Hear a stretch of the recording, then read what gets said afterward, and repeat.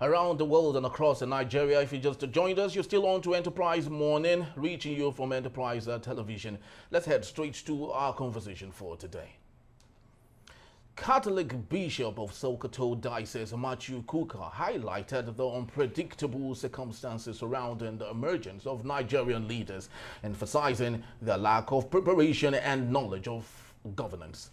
And speaking in Abuja at the 4th Amaka Nduma Egba Memorial Lecture titled Leaders of Tomorrow, Creating Lasting Change in a Complex World, Kukah observed that almost all Nigerian presidents assumed power unexpectedly. He noted that President Bola Ahmed Tinubu, despite claiming readiness for leadership, appears to be struggling, inheriting a nation already adrift under former President Muhammad Buhari. And Kukah traced the pattern back through Nigeria's leadership history, illustrating how leaders often rose to power by chance rather than design. He cited Buhari's successor, Goodluck Ebele Jonathan, who had not anticipated becoming president but stepped in after Umar Yar'Adua untimely death. Yar'Adua himself intended to return to teaching post-governorship but was chosen for the presidency. Before them, Olusegun Obasanjo was unexpectedly released from prison to assume power after Sani Abacha's sudden death.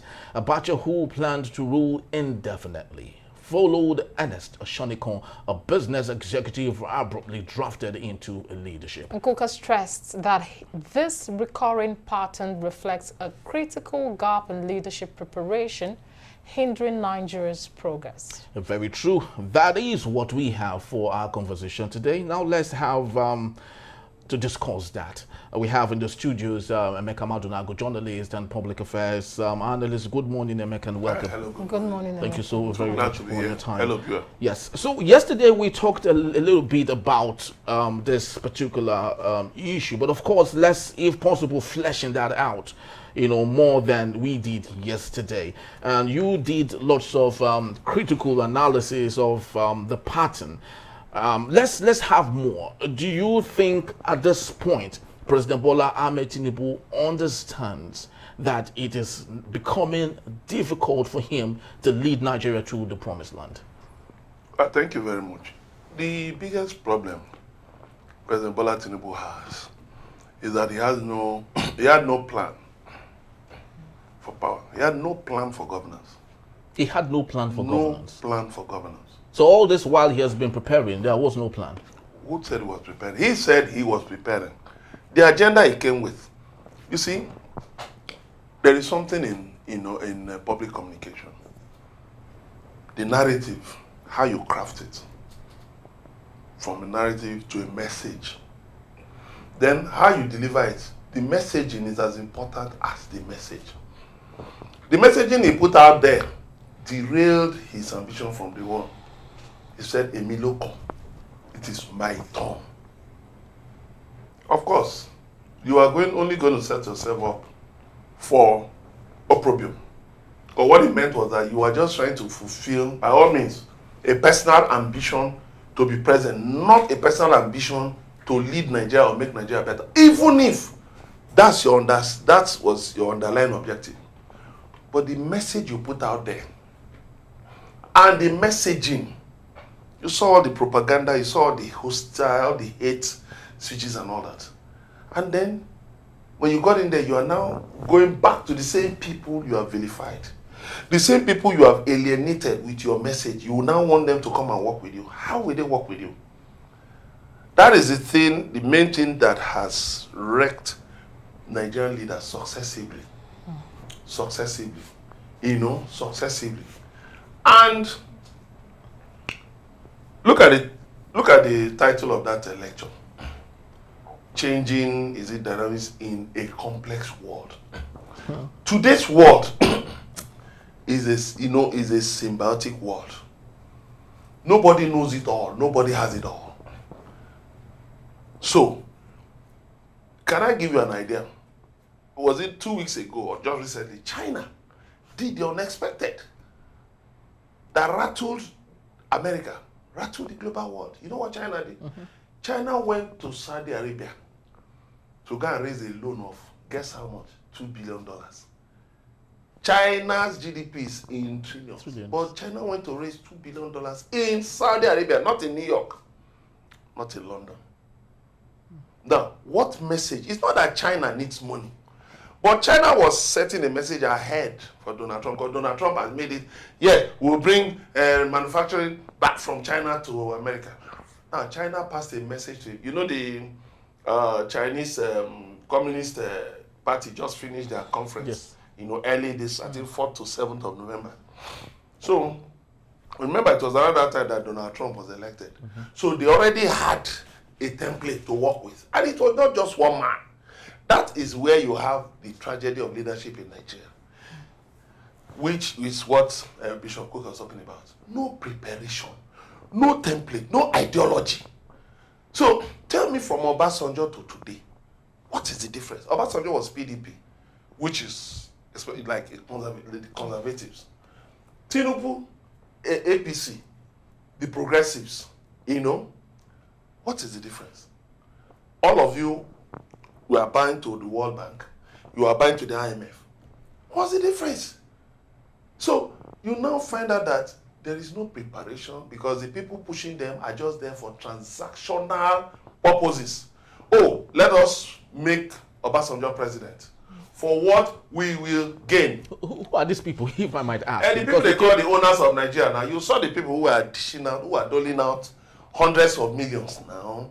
And then remember that people got oil blocks under Obasanjo now. People got favors. People got things that they didn't even believe. Because at the time Obasanjo became president, oil price was, I think, was it $9 or so. It was so low. But suddenly, oil price just went up. And people, you know, a lot of people, some who were even managing to survive, suddenly became millionaires in dollars. Okay. In dollar terms, without working. It's one thing to look at the presidency. It's another thing to look at the followers. Now, in as much as we're looking at the president to do something right and we're seeing that they are not doing well, can we say the followers or those who are even under the leadership are doing something right? You see, I'll tell you what. Followership is not a big deal. Once your message can resonate with the things that matter to the people. Was it the World Economic Forum that said recently that the way for leaders to succeed is just pursue inclusive leadership? Inclusive leadership, is it in a system or in on a faulty foundation? Because no, is there any perfect system? America, the United States of America has even a worse situation. White privilege. Worse than, we talk of tribalism here. Igbo, Yoruba, Hausa, and all that. This one is just, you know, you, Nyamiri, you, Omo Igbo, you, Omo Yoruba. Those ones are things that are, you're talking of a system that's of entrenched racism. Entrenched from generation to generation. You go to Israel, they are more divided than Nigeria. You go to a number of all these countries, you still have problems of racism. You still have problems of far-right groups. Far-right groups. So, but the thing is this. You got to find a way to bring all the divergent interests together. That's what Bishop Kukah was talking about. Because you can't really blame all those leaders. Jonathan was on his own now in Yenagua. You know, just his boss had died, he became the governor. So he was just maybe thinking, okay, maybe I'll go back to University of Parakot to go and continue lecturing. Fashola, one of my friends said that Fashola, when he was chief of staff to Tinubu, that was just, he discovered someone that after the handover, that would travel to the UK to go and buy law books and reopen his law firm, that he had been missing law practice. All of a sudden, he was called to come and run for governor. Yes, those things may not, but there must always be a template for preparation. That is why when you see all these people, you are a party chairman, you are a party elder, you are a national elder. What are you doing? What exactly is your mission? You're supposed to prepare, you know, it's just like somebody is headhunted to come and become the MD of a company. The owners of the company have an objective in mind, right? But of course, they will tell the person, okay, prepare, go and tell us how, you know, your KPIs and all that, you know, how you intend to cascade the objective down. But they have an objective. You won't just tell somebody, okay, see, this is the office of the MD. Just go there and see what you can do. No. The man will just derail from day one now. He will fail from day one because, you know, there is nothing, you have not told him anything, you know. So the problem stems from, first of all, lack of ideology in the parties. The parties don't have ideology, any ideology. They don't have principles. It just catch and carry. Anyhow, when we see them, we take them. And so that's why too often they find themselves at the mercy of these Bretton Woods institutions. Because there is no preparation. I was telling you about China. China going to Saudi Arabia. China is awash with billions of dollars. Saudi Arabia is awash with billions of dollars. But China passed a message that now we are going to play capitalism in a deeper way. You know, China are just trying to come out of communism into a market-driven economy. But now China is passing a message to Donald Trump. Wait a minute, America might be the bastion of capitalism, but we are going to play the game. We are going to play the game in different ways. Now, whatever money is coming to China is not going to America. Can you see the message in there? The money from that dollar bond, it was in dollars, not in New York, but in Riyadh, in Saudi Arabia. So, sending the message that, look, if you think you can torpedo our economy, you can bottom out our economy, that we will play the game in fields that, in areas, in spheres that you don't expect. And we will meet you on the field. Now, that is how great leadership thinks. It's not just one man. Tinubu appointing ministers, appointing special advisors. No. There must be, what does PDP stand for? What does APC stand for? What does Labour Party stand for? That was why you saw NLC, at a point, got into a conflict with P2B. Because they said P2B is, a market-style politician. But look at NLC. You have a Bill of Rights that talks about workers' rights. You cannot sack workers. You must do this for workers. But in today's world, with technology, AI and others knocking at the door, some of those things in that, Bill of Rights of Nigerian workers are unrealistic. They cannot be enforced today. Or what do you find? You find the strange bedfellows just come together. Oh, but just come, I beg, fill this form, put your name. Okay, we'll put pro-tem secretary, you pro-tem chairman. That was how AC, Tinubu's Action Congress, that was how it was formed. There was one young guy, 136-year-old boy that was just called. Okay, we need a northern chairman. Okay, they just brought his name, put his name. And then they took it to INEC. How were parties formed in 1998? How were they formed? On top of the boot of one car in the car park of INEC was where they filled forms. Okay, PDP, okay. That's just all. And then they rushed in.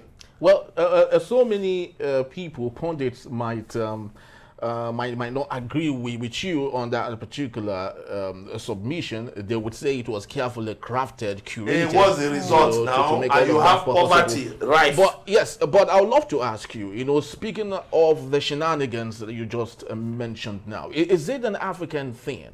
Because the same issue we have in Nigeria is the same we have in other countries in Africa. Cameroon, our next door neighbor, they have Paul Biya, a 91-year-old man who's been there for close to 41 years, and he is still desiring to run even at 91. In the Sahel states, we have a plethora of coup d'etats happening there because leadership equally was a problem. So is this an African thing? And if it is, how can we change the narrative? Will I call it an African thing? Not really. I think it's just a failure of leadership. Just politics of prebendalism, politics of transactions. But we don't see such in other continents as much as we see in Africa. But there are countries that have been well run in Africa. Like? You have Mauritius. You have Morocco. You have Egypt. Countries that are well run. Some are dictatorships, some are democracies, but that are well run. South Africa, sadly, is a bad case. Because, yes, in 1996, Nelson Mandela became the president. Okay, let blacks take power. Majority rule. And thereafter, what next?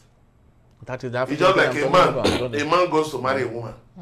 Okay, we get married. We did the ceremony, right?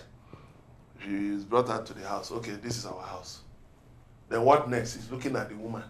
Okay, how do we go forward? But then why did you marry me? Okay. So what I'm saying is this. We don't have political parties that build systems and, thereby groom leaders. Unlike in China, where you have the Communist Party, that grooms cadres. Even for you to get into the civil service in China, to get into the civil service, there are cadres. These people are groomed before you now go up. Well, there have been questions of freedom of speech in such systems. No. It is part of the policy now. It's part of the policy. Okay, Emeka, now, how can we come out from this now if we don't have a political system that even have structure to start with? Good, thank you. You use that word, structure. Yes, thank you. We don't have it. So how and when can Nigeria come out of this rat race of unprepared, unqualified leaders that are leading us? Thank you. Very simple.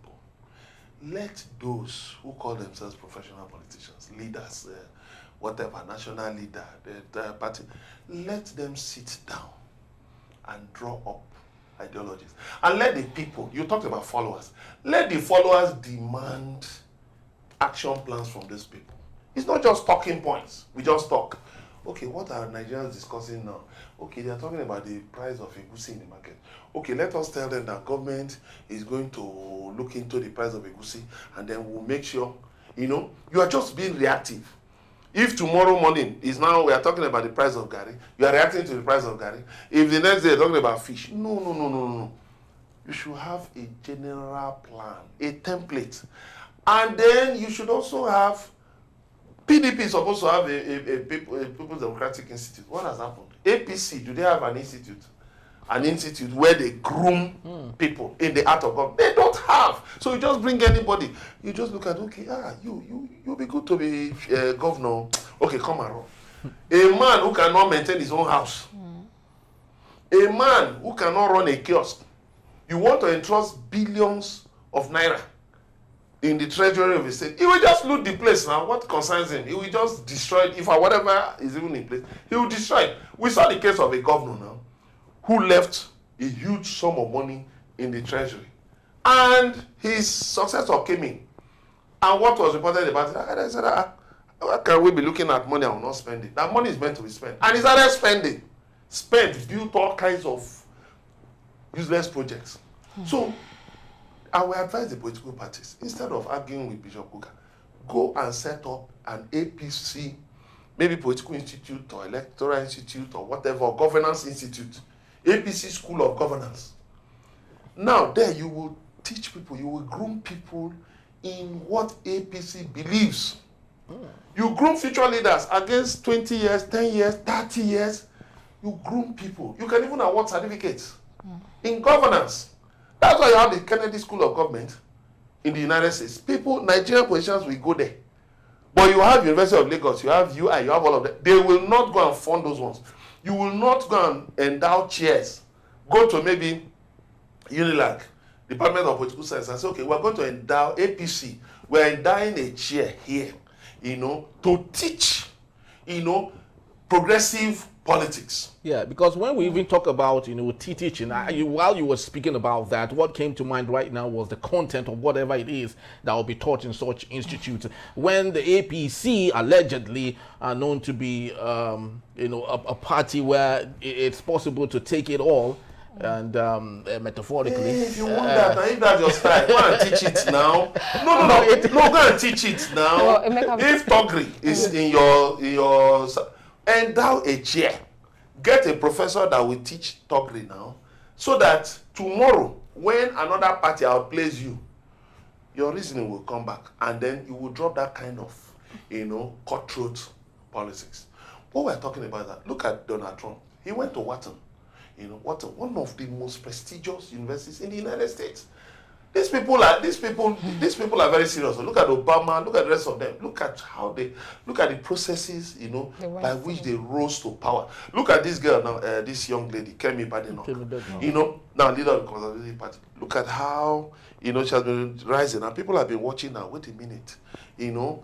Now, you know, she tried to ran for prime minister. She didn't, you know, it didn't work.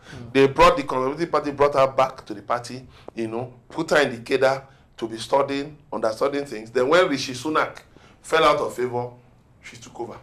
You understand? You can see all of those. It's not Kemi Badenoch. Okay, you didn't win prime minister. Okay, we're going to make you so and so. Something she's not prepared for. Thank you so much, Emeka.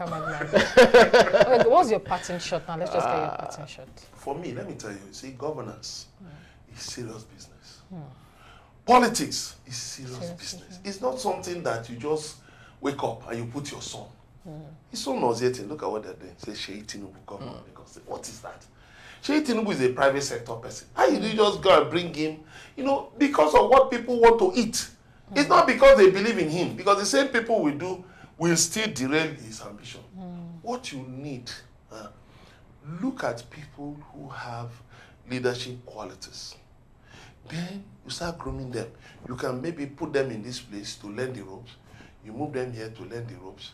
You send them to your governance institute. Maybe Unilag, you can set up like I've said, you can liaise with Unilag, Investor Abuja, and the rest of them. Liaise with them, you know, and then let them retraining. They can train your people en masse. Then gradually you'll be grooming leaders. And not just leaders, you'll also be grooming followers. You'll not be grooming cadres. Because in every political system, there must be cadres. But in Nigeria, you just have one governor, the cadres you see at talks. Is that what you want to present to the world? No. So, and the world, like that topic said, in a complex world, the world is complex. Donald Trump talking about deporting. Let's just permit me to quickly chip this in. Please do.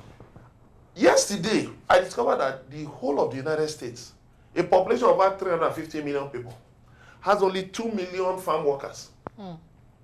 2 million farm workers. Nigeria, IDP camps. You have over 2 million people in IDP camps who are predominantly farmers. So just the people in IDP camps in Nigeria can fill up those places. Guess what? 1 million of those farm workers in the United States are illegals. They are undocumented immigrants. So now farm owners have been telling Donald Trump, please, so don't start, because if you remove 1 million undocumented, the agricultural industry in the US will collapse. So when you look at that, that should be a focal point for you to say, wait a minute, how do we intend to ensure food security, energy security, a lot of things. It's not just you wake up, okay, vandals, they've attacked a transmission line. Okay, we're going to go and repair. Look at what is happening in Benin and Yanagwan. After repairing, vandals went back again. Who are the vandals? How do you deal with all this problem? You anticipate worst case scenarios ahead, best case scenarios, worst case scenarios. And then when you put everything together, you have a template. Thank you so much, Emeka. Unfortunately, Choma, we're living in a Nigeria where young secondary school students, every one of them desires to be a politician. No one wants to be a doctor any longer. Yes, we have little students today who wants to actually toe that line, but you can't blame them. Because of the money involved. But aside from the money involved, it, grab it, and run with it. They were told that you are the leader of tomorrow, and a lot of them have not even gotten to that point. Those who were the leader when they were in primary school are still the leader. So when will they get to that leadership position? They have to take the shortcut. Take it, run it, and grab it, and run with it, and take it. Well, that's just about the size of our package today. We'd love to say thank you, Emeka Madnago, for being part of it. Thank you so much, Emeka. We truly do appreciate you. And also, love to say thank you to you. You made the picture complete. We'd love to say thank you once more. But please do well to visit us. You can always find and reach us at enterprise@tvnews.com. You may like, comment, and follow us on all our social media platforms at Enterprise TV7. I am Henry Ikuike. And I'm Choma Okohe. Thank you for watching, and we'll see you tomorrow. Bye. Bye-bye.